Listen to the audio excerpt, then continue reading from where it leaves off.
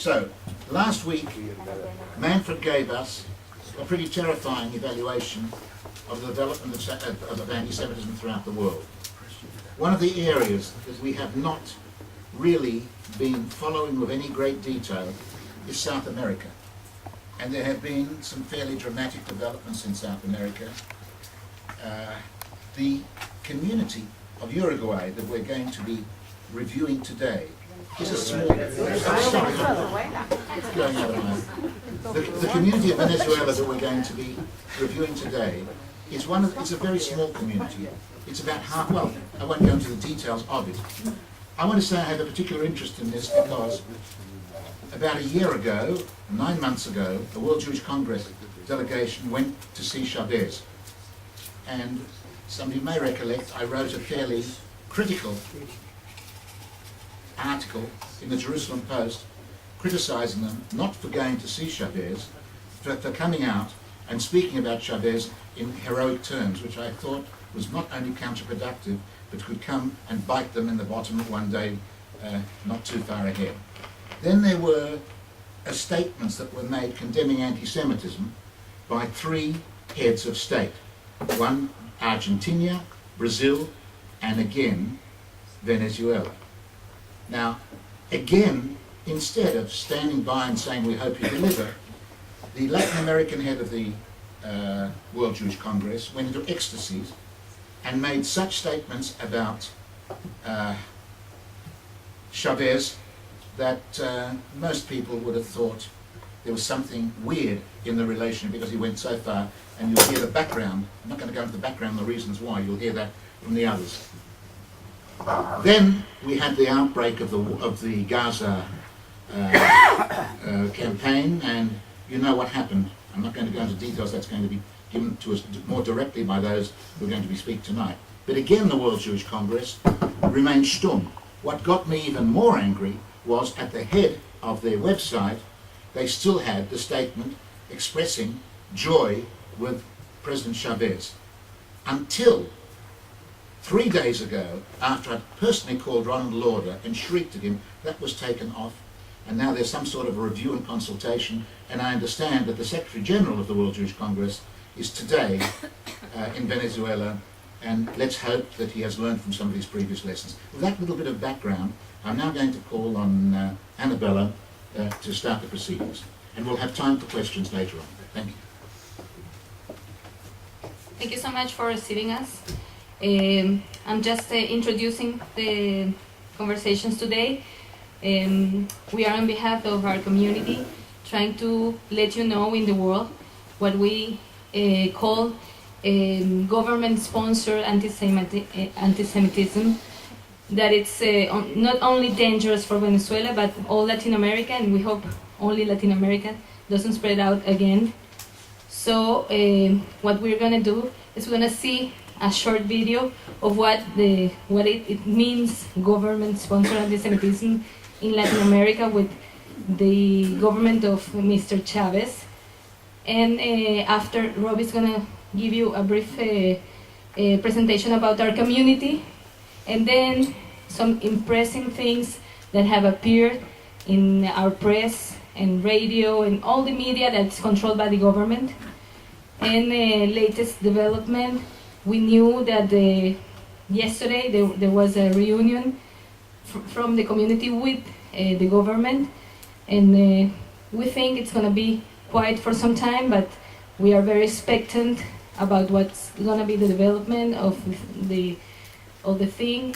We are very concerned about the relationship of Venezuela and other Latin American countries with Arab countries, and I think everything that can be done in the Jewish world to prevent this from escalating is very important. So thank you very much for receiving us. So I'm gonna put the short version of the video, and then Robbie.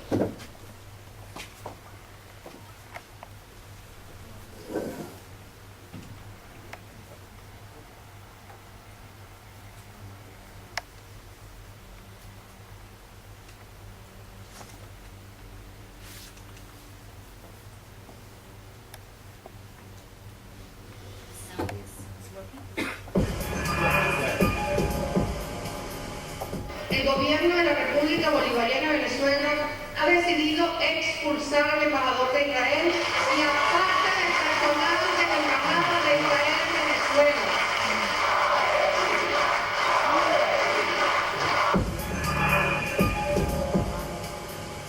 El presidente de Israel debería ser llevado a la Corte Penal Internacional junto con el presidente de los Estados Unidos si hubiera vergüenza en este mundo. Qué cobarde es el ejército de Israel. Atacar un pueblo rendido, dormido, inocente, y se jactan de estar defendiendo a su pueblo. Yo hago un llamado al pueblo de Israel que se levante contra ese gobierno y que exija que se pongan la mano en su corazón, que vean a sus hijos. Y bueno, modestamente hago un llamado que al mundo, a detener esta locura. Y aquí viven con nosotros una comunidad palestina que adoramos, que queremos, como a todos los pueblos del mundo, que aquí viven también a los judíos, los queremos. Ahora ojalá la comunidad judía venezolana se pronunciara en contra de esta barbarie. Háganlo. Ustedes no rechazan con fuerza, bueno, todo acto de persecución. No rechazan los judíos el holocausto. ¿Y qué es lo que estamos viendo? Háganlo. Pónganse la mano en el corazón. Sean justos. Seamos justos.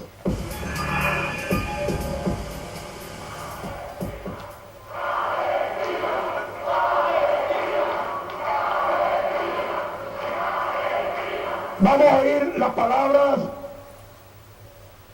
del canciller de la República Bolivariana de Venezuela, el compatriota Nicolás Maduro.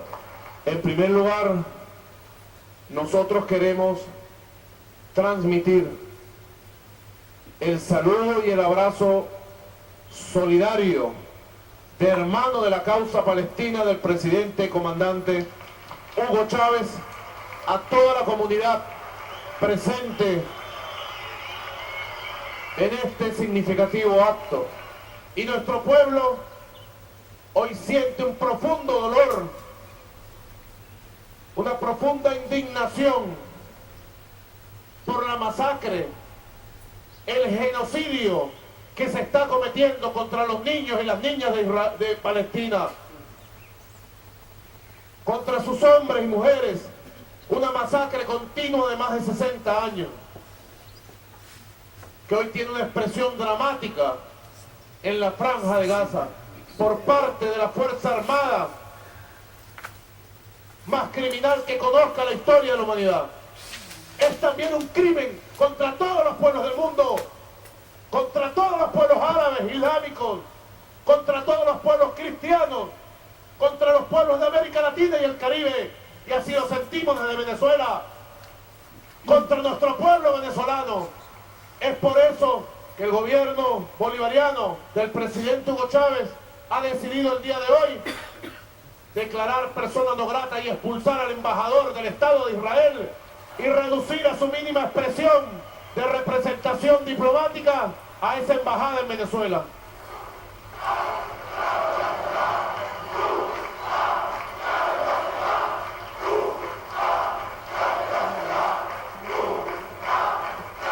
Que es la opinión pública internacional debe continuar alzando su voz en las calles de todas las ciudades y pueblos hasta que impongamos el cese del fuego, la desocupación de Gaza y las negociaciones de paz justa para el pueblo palestino. Será consecuencia del poder del pueblo árabe, del poder de los pueblos islámicos, del poder de los pueblos de América Latina y del Caribe, del África, del Asia, y también de un cambio en la actitud del pueblo judío en el mundo. Le ratificamos, como lo ha dicho el presidente Chávez y lo dice el comunicado oficial de nuestro gobierno, un llamado que se toque el corazón del pueblo judío del mundo. Hace apenas 2 meses, el presidente Hugo Chávez se reunió en el Palacio de Miraflores con el Consejo Mundial Judío y con el Consejo Latinoamericano Judío. Fue una hora para compartir espiritualmente valores sobre lo que debe ser el futuro del mundo, para ratificar nuestro repudio al holocausto judío y a todas las formas de antisemitismo que hayan podido existir o que existan. Nosotros queremos que el pueblo judío, así como repudia el holocausto judío, también se levante desde su conciencia más profunda para repudiar el holocausto palestino que está cometiendo la élite sionista que gobierna Israel. Convivieron durante 2 milenios en esa tierra sagrada judíos, musulmanes y cristianos, hasta que a mitad del siglo XX llegó la mano del imperialismo norteamericano y de las élites sionistas. Y se acabó la convivencia y la paz. Volverán los tiempos de paz. Lo conquistaremos. Soy también hijo de árabe, soy palestino, soy iraquí y somos hoy día la fuerza de resistencia. ¿Cuánta sangre necesita el mundo para que se reaccione contra esta mortandad que hoy proporciona el Estado de Israel? Aquí en Venezuela hay un pedazo de Palestina y que en Palestina hay un pedazo de Venezuela y que nuestra revolución también es una revolución por la Palestina libre. Y la comunidad árabe sabe, y me permito expresarme en nombre de ella, si aquí la revolución bolivariana ha de necesitar sus hijos y especialmente la comunidad árabe, sepan lo que nosotros defenderemos a Chávez como estamos defendiendo Palestina. ¡Viva Palestina! ¡Viva Hugo Chávez!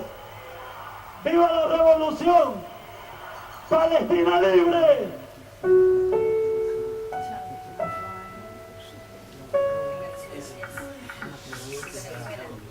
Sorry? State television, yes. State television, yes. This was also shown at the recent World Jewish Congress. Yes, yes.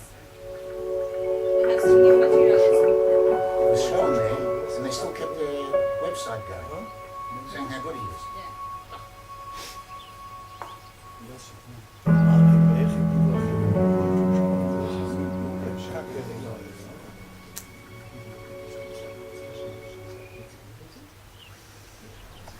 Okay.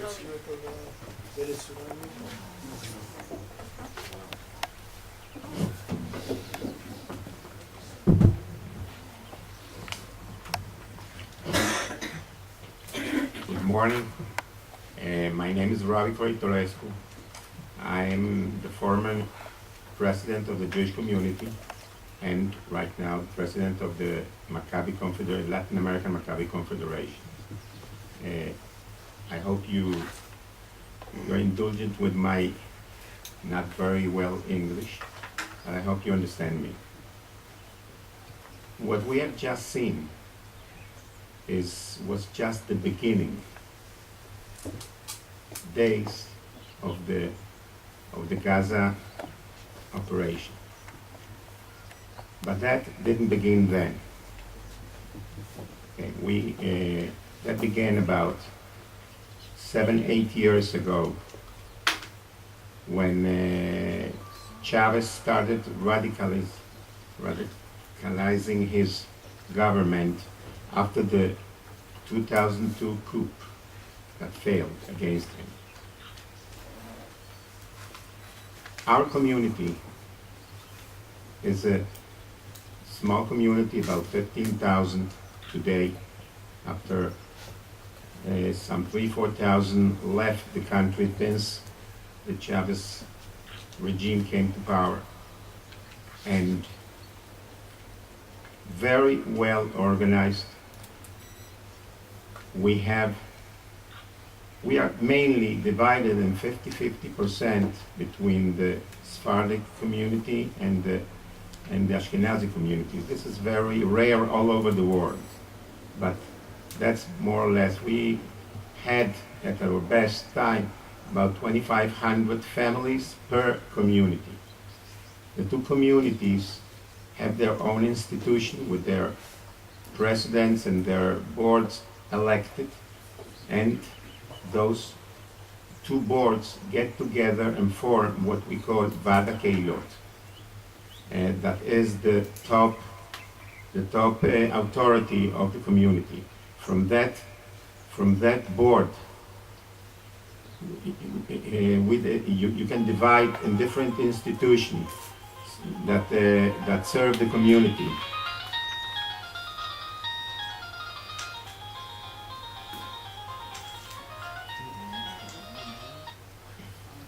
Okay. That from this board, we have the different institutions that form that community. The main two institutions, the Unión Israelita, that the Ashkenazi community, and the Asociación Israelita, that is the Sephardic community. And the two are partners 50-50% on most of the Jewish institutions in Venezuela. Hebraica is the main one. That's a club, and the school has about 10,000 members. You don't have to have enough money to get in. Everybody can go in, can be a member, even if his possibilities are not, his economic possibility can allow him. Then we have the Jewish school that is also 50-50% between the two communities, and the same situation compared there. There are about today 1,400 students. At the best, we had about 2,000 students. That was one of the largest Jewish schools in the diaspora. Very well oriented, very Zionist. Our community is very Zionist. We don't discuss internal politics of the state of Israel. We support any government that comes to power in Israel. That is our policy in Venezuela since the community was born. I had maybe to introduce that at the beginning. Jews came to Venezuela. The first we know is about 1810 of 3-4 Jewish families that fought together with Bolivar against the Spanish occupation or the Spanish Empire. And the Moroccan Jews arrived in Venezuela that are about the bulk of the Sephardic community. When I say Moroccan, this is the Spanish Moroccan Jews. Since 1870. The Ashkenazis arrived in Venezuela about 1920, and the institution were formed around the 1940, 1950. Were formed all the Jewish institutions. We also have the Yolanda Katz institution, that is a medical institution to serve the community, and also belongs to the two communities. And then we have the CAIF, that is the board that represents us in front of the world, we can say, of the Gentile world and of the Jewish world. They belong to the Bad Kehilot. That's an independent board that is named by the community. And those are the ones that have been dealing with this crisis. Now let's go back a little bit to the topic we had that brought us today. About 6-7 years ago, a series of expressions by people that support the government started coming out against the state of Israel. And little by little, combining the Jewish problem, the Jewish community with the state of Israel. That started very little by little, maybe one article in an official newspaper per month, and we have all that material. In those days, we went to the government, we spoke to the officials about that, and they said that this is a free country and everybody can express whenever they want. But they didn't never explain why all that is expressed in official supported institutions or media, and there are few of them. The government the last 5 years has been acquiring radio stations, TV stations, newspapers, and websites. And there are 2-3 websites and newspaper and radios that have a direct campaign of anti-Semitism combined with the anti-Zionism. As it starts, but it always finishes in the anti-Semitism. The how do you call it,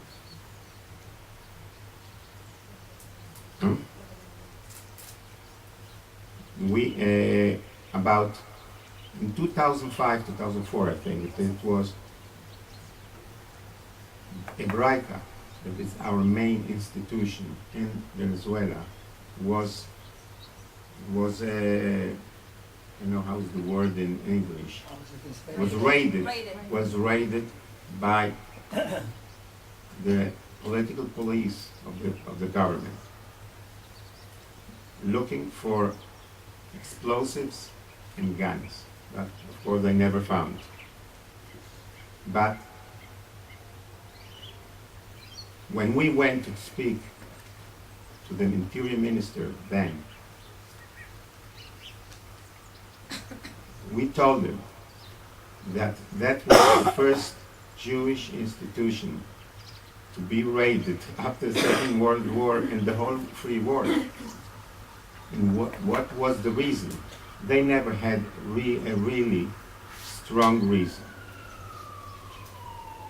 We thought with that we finished that kind of behavior.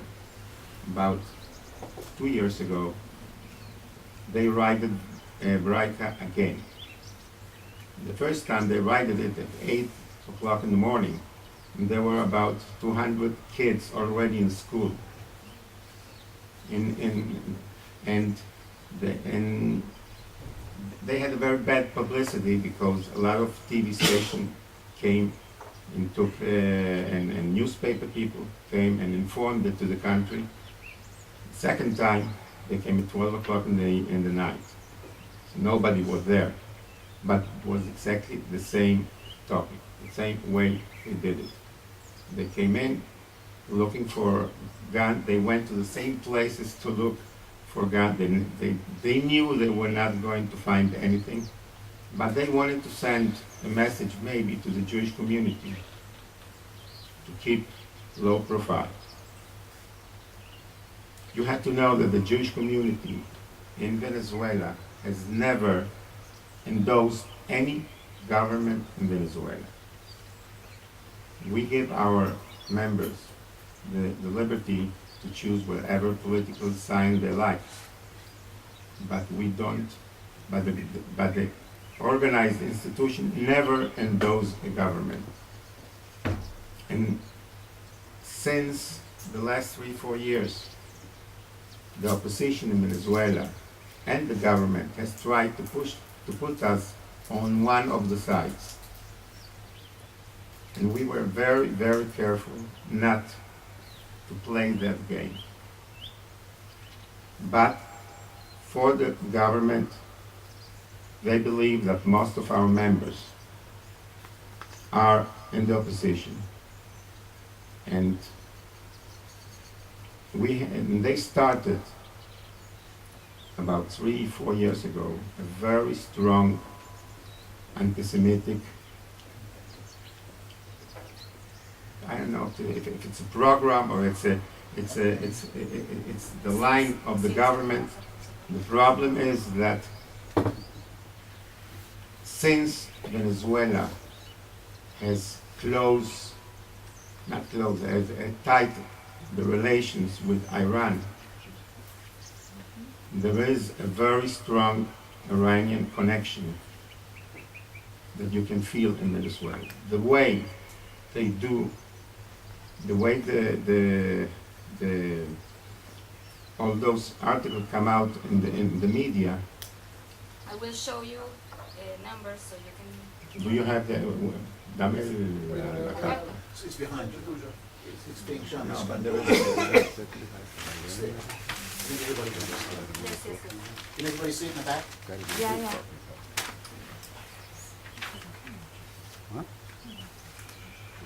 You can keep talking. Since those 2-3 years, there has been a lot of change in the behavior of the government toward Israel and toward the Jewish community. What you're seeing in back is the frequency of anti-Semitic articles in the media per day and per month. This is only December and the This first is only, days. we had only in December about 130 or 140 anti-Semitic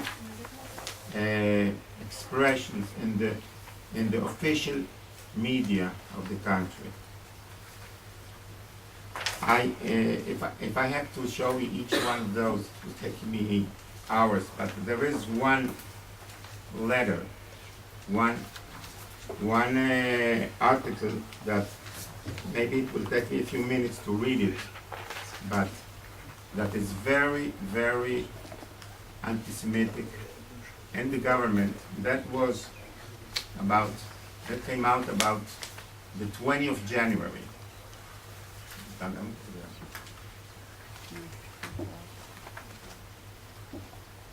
I will leave this material with you. It's a very, very long letter. Have you all got it in front of you? No, I will put the Website. yes, no, like Hmm? brief Give part a of summary the of work. it. Yes? Summary, yes, Okay. I have it. Okay, you can have the summary of that letter in front of you. There, the people of these people, that is a group of anti-Semites that I don't know if they take advantage of the situation, of political situation in Venezuela by pushing for actions against the Jewish community. Where was this published? That was in That's Aporea. a Aporea is the website, main, The main paper. A no, very Aporea, no, Aporea is the main website of the government, Of the supported by the government. Okay, everything that is in there is political and pro-government. And where today they question the right of Israel to exist.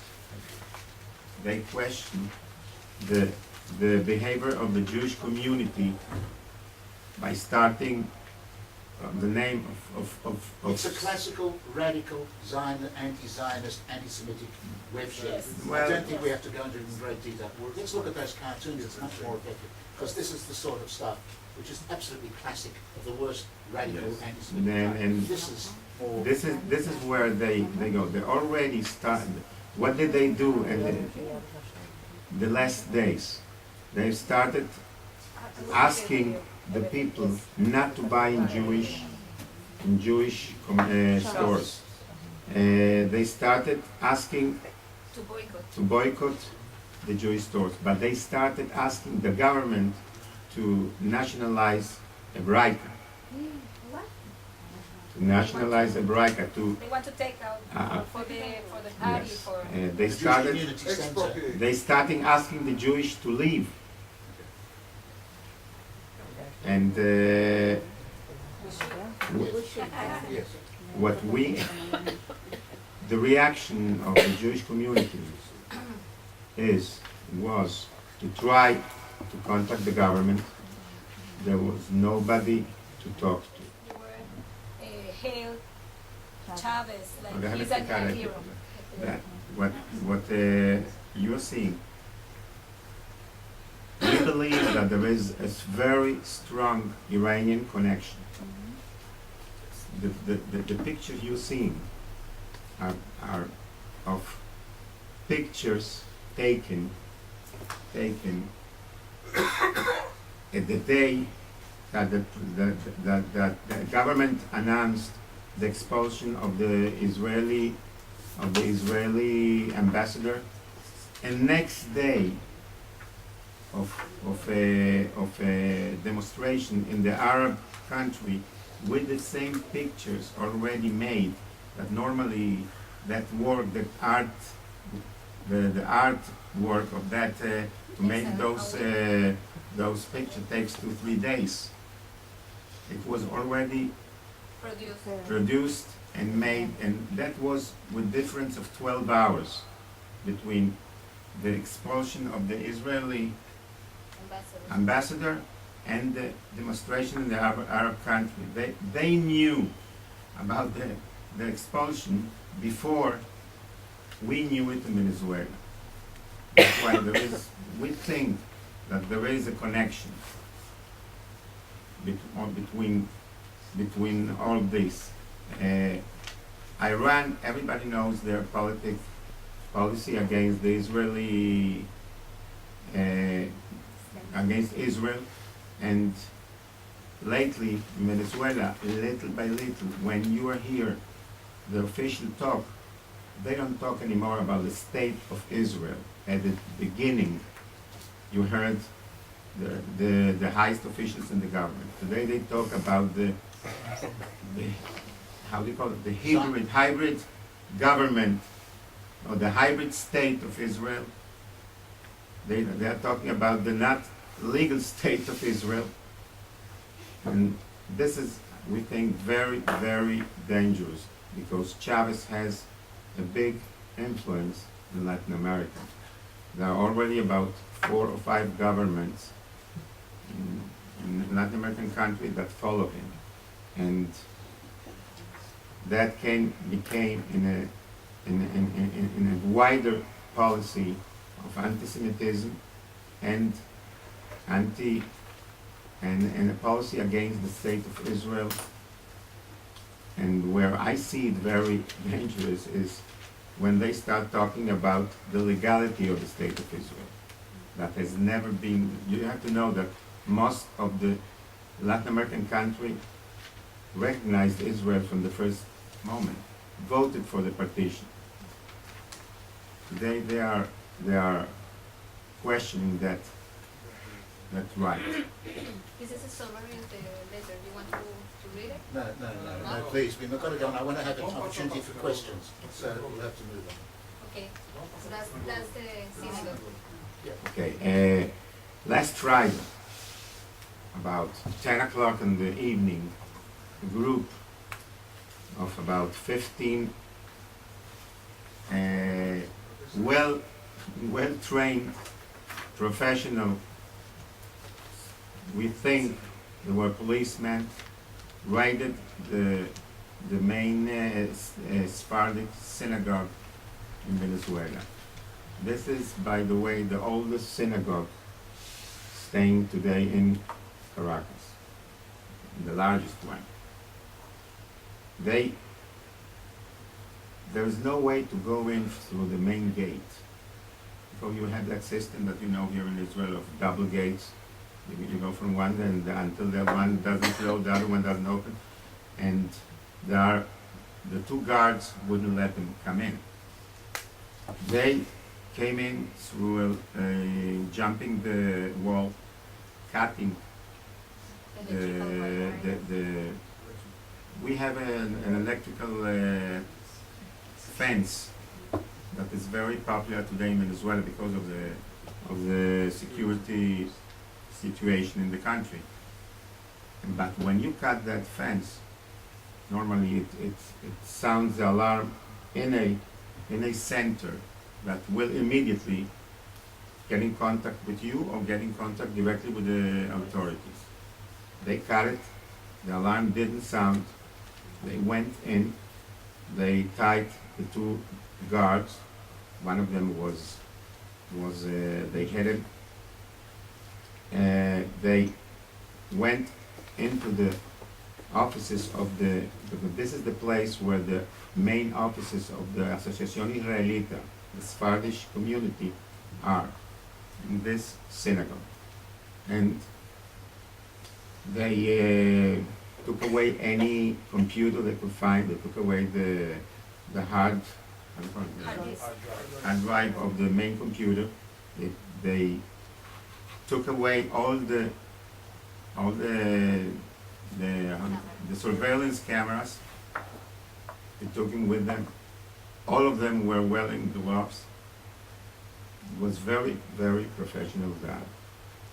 After they spent about 3-4 hours in the place, that when they went up to the synagogue and they opened the Aron HaKodesh and threw some books on the floor, they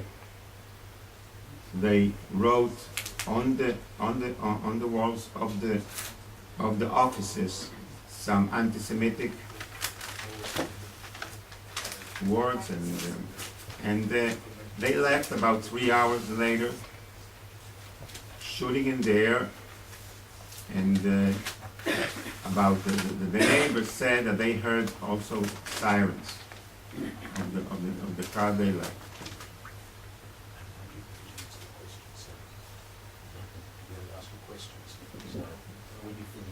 Okay, I'm finishing right now. This brought, of course, a very big reaction in the whole country. Most of the people came out speaking. The Christian cardinal sent a letter of support, and some of the free world ambassadors came and supported. Most of the opposition, of course, supported. And you heard about the government. People also condemned that action, but in a way that they made everybody understand that it was like a reaction to the Palestinian issue. But that was the latest action that we had. That was last Friday. I heard that yesterday there was a meeting by 2 ministers from the government and the one that you saw here, that is Nicolás Maduro, that is the foreign minister, and by Jesse Chacon, that is the information minister, and by one of the advisors of Hugo Chavez with the Jewish community. We don't know the result of that, but we heard that they were pretty positive. Pretty Positive. Who was positive? The outcome of the meeting. What does that mean? That means that maybe they promised. We don't know exactly Maybe they gave them a kiss. Maybe they promised them some protection. Maybe they said they were going to look into it, but I don't think it's going to be very. Can I just say a few words and I'll ask them to give questions. Okay. Ladies and gentlemen, before we have questions, I want to try and focus a few points that have come out of this. We have here, sit down, make yourself comfortable. We have here a classical position of a radical revolutionary group which has turned clearly anti-Semitic for a number of reasons. Reason number one, Jews represent a middle class. Reason number two, Jews are liberals. Reason number three, Jews are a scapegoat. All the factors that make a radical extremist group move towards anti-Semitism apply here. Plus, the one thing we have not gone into, although it's been referred to by our speaker, one of the central issues there is the Iranian influence, which goes far, far, far beyond Venezuela. But Venezuela is the kind of ground from which Ahmadinejad is operating throughout all of Latin America. And the ties there are extraordinary. And the ability for both of these oil producers to work together and to create havoc is enormous. The other factor, of course, which is very relevant in all of this is that there's an anti-Americanism in this, and Israel always being the little Satan in the context of these situations, that adds on top of it. You therefore have Israel now being the focus, but what is clearly anti-Semitic. If you look at some of Chavez's outbursts before, he made what were crude anti-Semitic things, even giving them a religious connotation, talking about Jews killing Christ, all sorts of horrific things. The one thing which is really a positive, there are two positive aspects. One, that oil today is at a low price, which means it's difficult for Chavez and for the Iranians. And secondly, I think we have to pay tribute to a Jewish community in Venezuela, which has been headed by very brave people, because this is not the normal situation. We can look at some of the Jews in some of the European countries, some of those that speak the same language as I'm speaking, and compare them to the people in Venezuela, and kol hakavod to the people in Venezuela, because they've stood up, they've spoken, and they've said things, the leader of their community has said things that is not easy for a community under such circumstances. And I think we have to pay tribute to all of the community leaders. There is, however, a big question mark that has to be asked. Where's all this leading to? And the Jewish community has to answer those questions. We can't say to them. But as outside observers, one of the things we are all considering is whether the Jewish community shouldn't get out now as quickly as it can, irrespective of what syrupy words may be made from day to day when Chavez meets other people. Because if ever there's a situation which is horrifically reminiscent of bad times, it's what's going on there. The other factor, of course, is the much broader picture of what this means for all of Latin America. Because it is not Venezuela. Venezuela is the beginning. You've got a few of the smaller radical groups, but Argentina is a very dangerous country which has deep anti-Semitic roots in it. Kirchner is very heavily indebted to Chavez, and they may love one another, but ultimately I would not want to put too much trust in the long-term future of some of the things that are going on in other countries as well. It is a very dangerous thing, and I think that the Jewish community in the world and Israel has to focus an enormous amount of attention on that. Now, I've tried to give a little bit of a summary, and I'd like you now, if you'd like to focus some of the questions towards any of the speakers, but in particular to you, Roberto. Lenny, you want to ask or add something, please? We've got a mic? Yes. I've written, excuse me, I've written on a little bit on the Venezuelan-Iranian connection, and the estimates of $2 billion of Iranian investments in Venezuela. One name that wasn't mentioned was the Minister of Interior, Tariq al-Aissami. He was in the film. He was in, Yeah. This is the Minister of Interior, who is the son of a Ba'ath member from Iraq, if I'm correct. Yes. He's a very activist, a big activist. He's been accused by American officials of producing false passports for Iranians. There is a direct flight from Tehran to Caracas, and no one knows who's on it. So Izzy's very right that this is a forward spearhead for Iranian terrorism into South And America. Hezbollah as well, very deeply. And Hezbollah is all over the place. The question to our brave guests: have you considered bringing charges against the government of Venezuela for international crimes of anti-Semitism? And I encourage you to speak to Erwin Cutler or Alan Dershowitz, who've done a similar suit against Iran. And I'll also ask, have you considered starting an inventory of Venezuelan holdings in the United States? Because American law will allow you to bring suits against the government or Chavez holdings in the United States. I understand there was a confiscation of a shopping mall. Yeah. No, But- Not yet. yet, but they're it's talking pending. about it. Yes. Okay. So these are some of the questions. first you gotta understand that Venezuela is not the rest of the continent. Venezuela, the Venezuelan people are not anti-Semitic, and it will be very difficult for the government to push them through being racist or any other kind of racism against anybody. That's why in Venezuela we will not see the same behavior that you can see in Argentina, where there is a very deep anti-Semitic root, or even in Brazil and in Chile. But the problem is that for Chavez, the way Chavez speaks to the people is the problem that we have. Israel is the friend of the United States, and the United States is the big Satan of in the view of Chavez. So if you're a friend of my enemy, you're my enemy.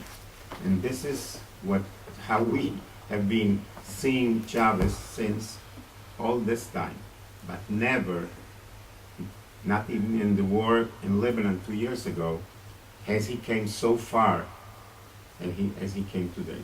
It's true. There is a suit in Venezuela already about the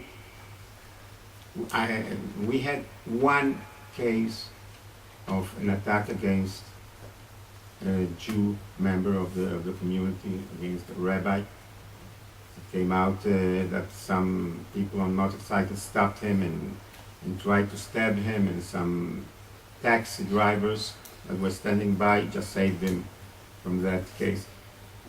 Never had we had an attack against a member of the community with all the incitation, but all that you had been seeing.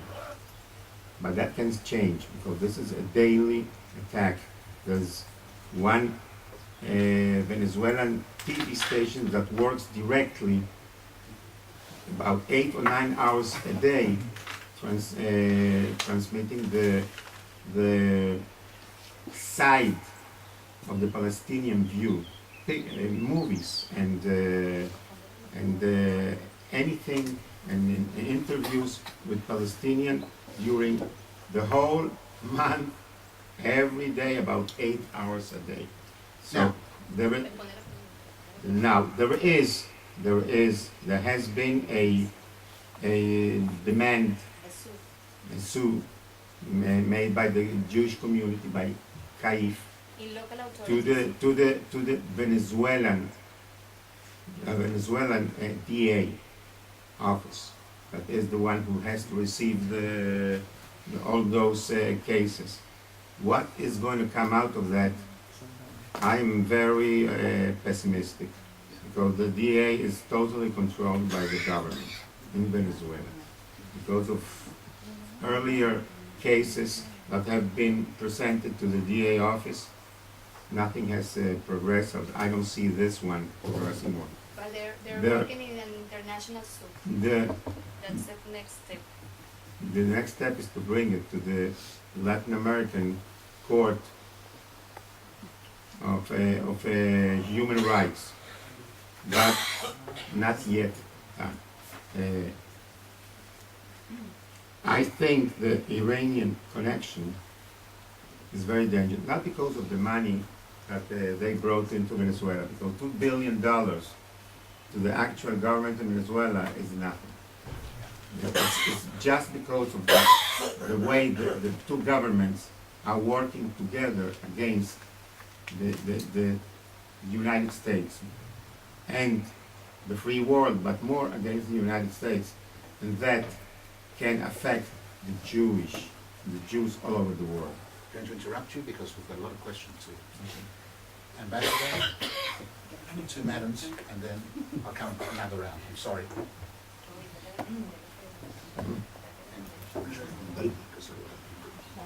I remember Venezuela as being a democratic country. I visited there, and I saw a flourishing Jewish community, and also a flourishing democratic system what has happened to the democratic system in Venezuela, and what are the strengths of democratic opposition to Chavez today? We're going to take 3 questions together. Yes, please. Hello? Yeah. Go on. Okay? Okay. Can you hear? Yes. Yeah. All right. I have 2 quick questions. Thank you for this horrifying account. When the countries immediately responded within 12 hours of the Israeli ambassador being sent out, I noticed a number of them: Jordan, Lebanon, Egypt, Yemen. Do you happen to know whether the Saudis also responded? Do you happen to know about Iraq? You may have mentioned, I don't know, that's important to me. But the other thing is, are Jews now permitted to leave freely, and are they permitted to take away their money? Thank you very much, sir. Next to you. My question concerns 2 things. One thing is the influence the Catholic Church has in Venezuela. Also thinking what happened with the far-rightist bishop that denied the Holocaust, denied the existence of the gas chambers. How far can the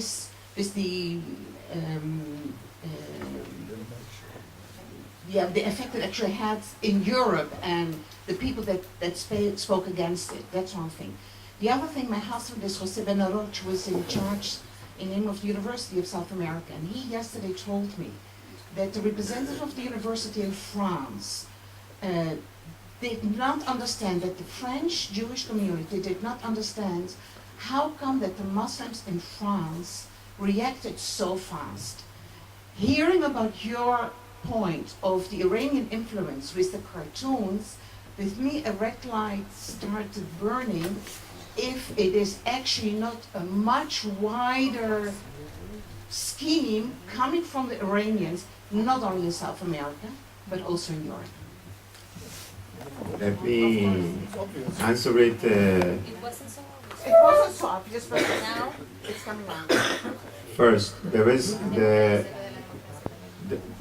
the whole heat that we have in Venezuela about the political situation is because the advances of the opposition in the country. The opposition today is more or less 50% government and 50% opposition. This is more or less, it's a tie between the two blocks, and this is one of the reasons that Chavez is looking for scapegoats. And maybe we are a scapegoat in this political game, but it is still a democratic country. We, just to answer together some of the questions, we are allowed to leave whenever we want. And still you can move monies freely. Not very freely, but that doesn't make a difference because other democratic countries have also financial controls. But that could stop overnight. Yes, Sure. yes. But that can happen in any country. That could stop in Venezuela tomorrow. But right now we don't have reason to believe that this is an issue today. The other. When we are talking about democratic, political democratic in Venezuela, that the elected people was elected. For example, the assembly that we have now is elected by the people, because in that way the opposition don't went to the elections. That all the deputies is for the government. The assembly is 95-96% from the government. All the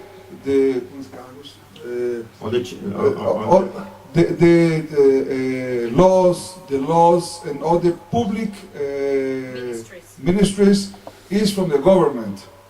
Every time that he wants something, he goes to election. You know, this is democratic for the people. But for us, we know that all these things is because we are 50-50 in the opposition, but the opposite is not structures. It's not one people from the opposition against Chavez. is many people from the opposition, they're not doing very well because they are splitting with each other, you know, and it makes more strong the Chavez government.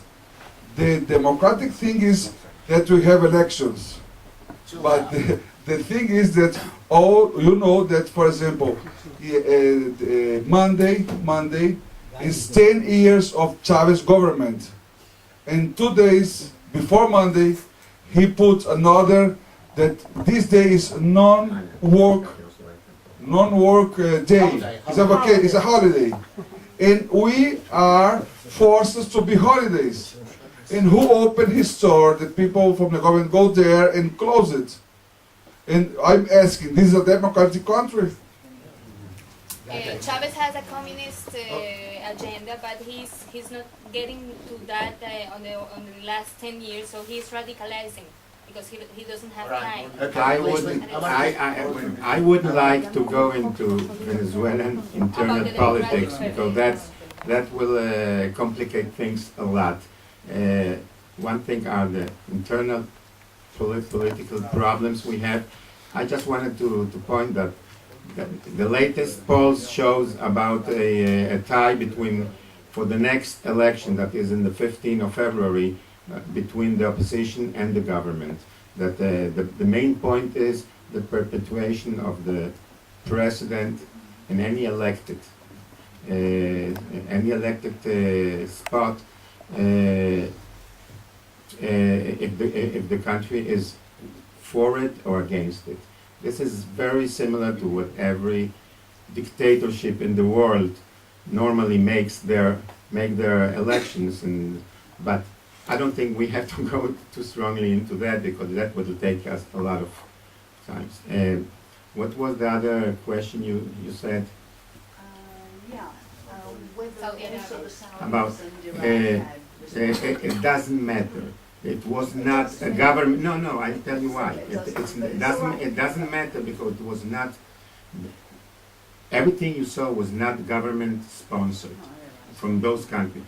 By very radical Islamic institutions that are working on that, and you can find it in Saudi Arabia. Doesn't mean that the government is with it. You can find it with the. I'm going to have to be very tight because so many of you want to ask questions. So I'm going to ask you to be very short because we want to get as much as we can out of you. Sorry. Yes. About the Catholic Church, I asked. The Catholic Church. We didn't have a reaction about that Monsignor in England and what happened with Benedict that pardoned him and like that. But we had a very, very strong reaction from the Venezuelan church against what happened in the synagogue. They sent a commission that came in on this Sunday and brought a letter of very strong language condemning the events in the synagogue. Next one. Yes, please. Yes, I think that we have to analyze and to think what kind of steps to make. I have the impression, and maybe that I'm mistaken, that the World Jewish Congress, the Anti-Defamation League, Israel, have not reacted to an extent that it should have reacted. I also think that there may be a possibility that we should apply to the United Nations in order to, I don't know whether something could come out of it, but in any case, these three institutions which I mentioned, not two institutions and one in the country, I think that we should be much, much more active in combating this phenomenon.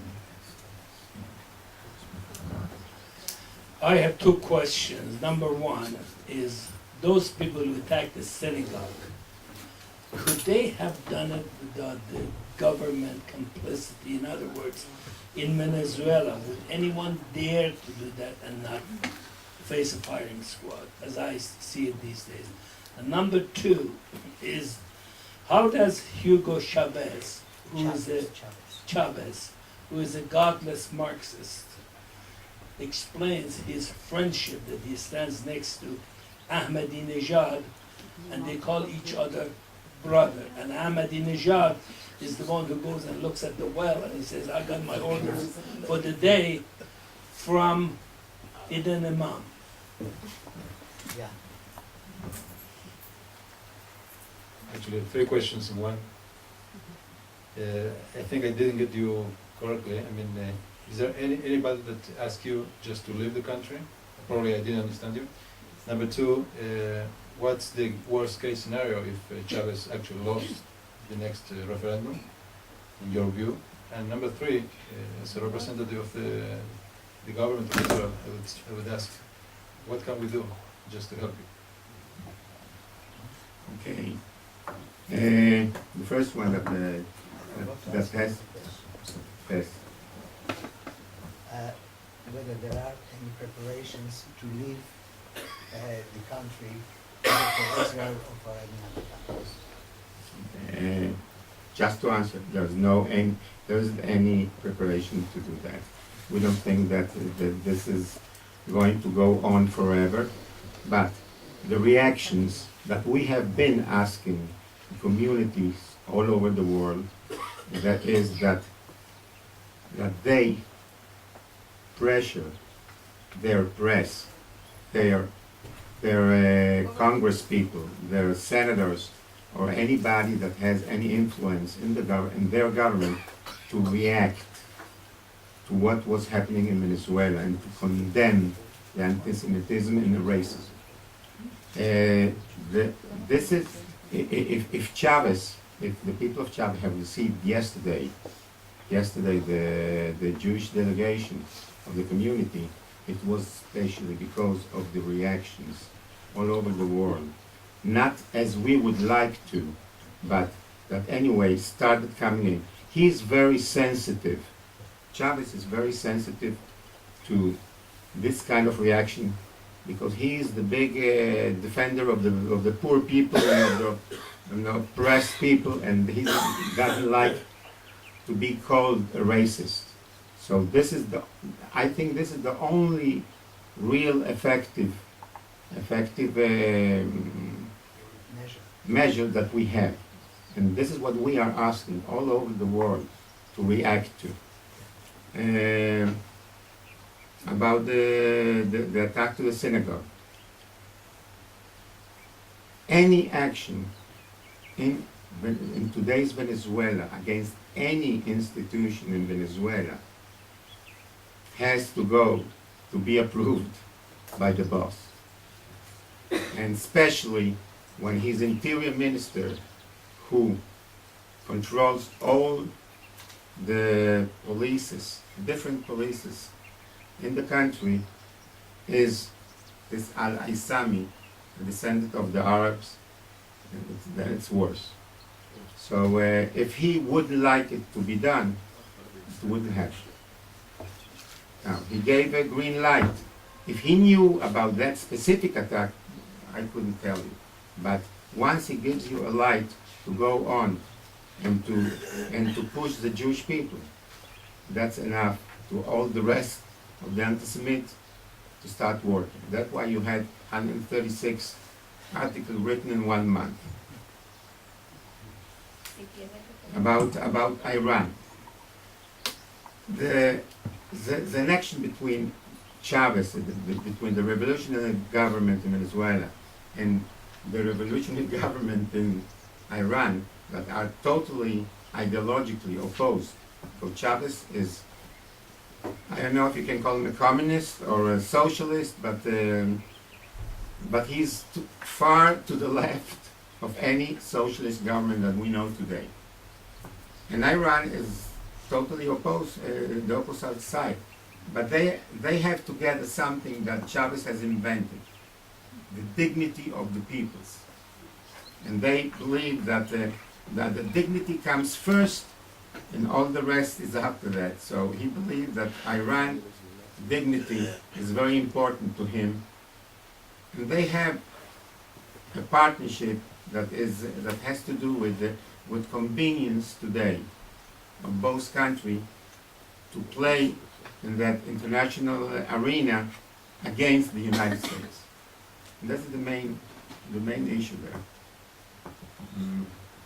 The referendum, if anyway the outcome is going to be out, it's going to be very close.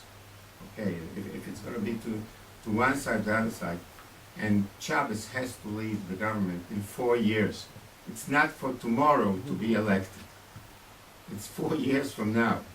And if he's going to lose, we think there's going to be a radicalization of his government. It's going to be tougher. But this is just a speculation. Everything can change in Venezuela. Chavez tomorrow wakes up with a thought. This is going to be his politics. It's not a very studied. It's not a longer range project. Is there any other? Right. One. Who else? That's it. 1, 2, 3. Finito. Go. We'll try. Yes. Let's start. Go. Quickly. I'm curious about emigration. To what extent have members of the Jewish community in the past and recently, particularly the young members of the community, left the country, whether for the U.S. or elsewhere, or particularly for Israel? Right. Next. On the one hand, you said that the Venezuelans aren't inherently anti-Semitic, but that seems pretty inconsistent with the graffiti all over the city or the country, and the articles and things that have been written on the website. So can you say something about that? Also, can you comment on the Muslim community in Venezuela? How many there are? Is it growing? Is it just kind of the condition of things? Yes. And there was one more. I'm going to let that one more. Adam, then we'll have 4. How are the people in your community reacting to what's going on? I mean, you've painted a very scary picture, and what has been the reaction from people within your community, and also just the ordinary Venezuelan person on the street? Madam? I would like to know what's the reaction of the other Latin American countries, and also Latin American, I mean the community, the Jewish community in Latin America. Okay. Could we pass the microphone down here, please? You may not be chance. Now's the time. The thing is, I'm Rabbi Carlos Tapiro. I'm the Deputy Director General of Maccabi World Union, the same organization. Rob is the president of one of our confederations. It's very important. One of the things that we agreed on with Mr. Gestenfeld before coming here was that press wouldn't be here.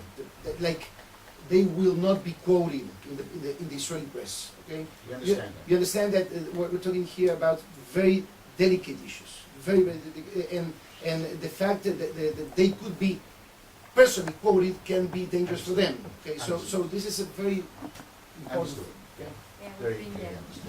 Okay, about the emigration from Venezuela. That's not something that happened today or a month ago. It happened already since 2002. About as I said, about 4,000 people left Venezuela, mainly to the United States, to Miami, and about 10-15% went to Spain, because the Moroccan, these Spanish Jews belong to Spain. They get immediately a Spanish passport. So a lot of them emigrated to Spain. Very few, unfortunately, to Israel. And this is another issue that I would like to discuss here, but that we have brought out to the Sochnut many times, but we didn't get a very positive response. But this is about the immigration. The people who were involved in those graffiti writing are the very radical people that support the Venezuelan president. Many of them of Arab descent. And the excuse to come out was perfect to Chavez before the elections that he used that they came out with so strong language and throwing out the Israeli ambassador and closing the ties and everything. This is not a widely spread anti-Semitism by the people of Venezuela. In Venezuela there are about, but I knew years ago, about 15 years ago, there were over 350,000 different Arab nationalities in Venezuela, Christian and Muslims. Lately, more Muslims than Christians. Now it's more than a million. It could be about half a million of Arab descent in Venezuela. But you have to understand. 1,200,000. 1,200,000. No, They no. said, but they don't know. Okay. No, yes. And that direct line between Venezuela and Iran has more of political importance than of what they really can do. This is 2 or 3 times a week a flight directly from Caracas to Tehran via Damascus. It stops there. And what comes in, we don't know, support for Hezbollah, or support for Chavez, or taking out from Venezuela uranium. Venezuela has a lot of uranium in the jungle. Those are speculations. Nobody could prove it yet, but it could happen. The reactions of the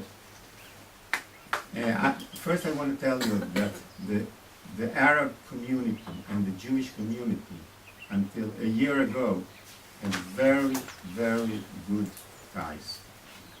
We never, commercial and even cultural, we never had a problem with the Arab community. This is a government-sponsored incitation that the radicals in the Arab community took advantage of. And the government has never tried to stop it. From the day that, from last Friday that the synagogue was attacked, the government hasn't given to the Jewish community or synagogues any protection. You don't see police people in the different, there are 20 synagogues in Caracas. You don't see in about 5 or 6 different institutions, there isn't any police protection. The only protection from police we have is because in this neighborhood, the opposition won, and the police and the municipal police that is under that mayor has sent us but the rest there isn't any. And the reaction of the Jewish communities all over South America was very positive. The reaction of the governments was almost to none. Nobody of them wanted to react. Maybe because of the economical ties to the government, but this is the reality. Okay. One quickie. Yeah. Our new statement is we have no embassy. Is for the community, for us, it's very strange to be in Venezuela with no embassy, with no one from Israel. It's a situation very, very anxiety, stress for us, and we are asking all over the world that all the communities in his own countries and with his government just go to the press and just go to the government, because we know that we have now a globalization with information, and everything that came out is going to be listened for the government from Venezuela, and he's taking care of these matters. Thank you very much. I just, as Oscar said, this is the only way we have.